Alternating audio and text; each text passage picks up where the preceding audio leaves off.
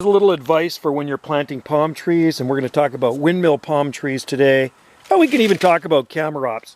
So today I was at the market, and a gal came up to me.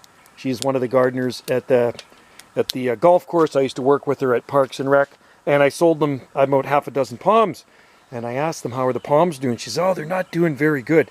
They look like they're dead or dying. And I says, I tell you what, on the way home from the market, I'm going to look at the palm trees, and we'll see what's wrong with them. So they were in big planters. They were 1 gallon. There was 5 palms. They were 1 gallon and maybe some 2-gallon size Trachycarpus palms. And all the palms I grow and sell do very well. So it was kind of a shock to me to hear that they weren't doing very well. So anyway, I went and looked. I went there near the clubhouse around the first kind of putting green.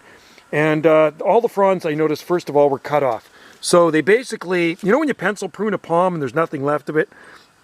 So right now we're looking at a 1 gallon size Trachycarpus hybrid palm that's been here all winter in that pot. So the first thing I noticed is like all fronds were cut off except the center spear was sticking out and some center spear openings. So they were 100% alive. Center spears were pushing. You know, they had center spears and then there was a frond opening, but all the fronds were cut off, but they were buried deep. So you see how this is, you only bury them, there's just the root ball you bury. You don't need to bury the trunk.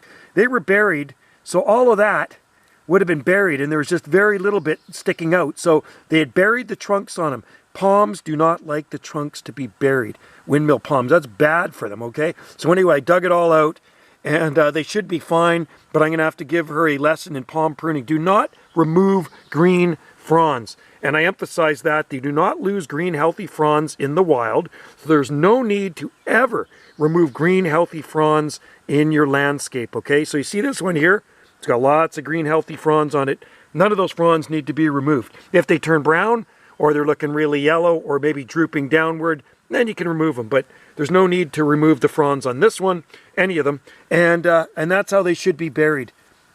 Just right there. There's the bottom of the trunk there. None of the trunk is buried. So do not cover the trunk with soil. That is not good for them at all. All right? And try not to ever damage the trunk.